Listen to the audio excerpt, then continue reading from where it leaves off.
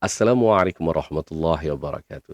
Pastinya kita semua peduli dengan saudara-saudara se-Islam kita. Kita kasihani mereka, kita sayang mereka. Kita tidak mahu mereka terjerumus ke api neraka. Kita nak mereka melakukan kebaikan. Kita risau kalau-kalau mereka melakukan kemungkaran, maksiat, mereka melakukan kesyirikan, dosa-dosa yang kita tahu kita nanti akan disoal Allah Subhanahu Wa Taala kerana kita tidak berpesan-pesan, tidak menegur, tidak menasihati mereka, tidak mengajak mereka untuk melakukan kebaikan. Walau bagaimanapun ada golongan-golongan yang kita tak boleh sentuh. Ada batasan-batasan, mungkin mereka bergelar pemerintah, mereka pengetua, pemimpin, mereka orang yang ada kuasa.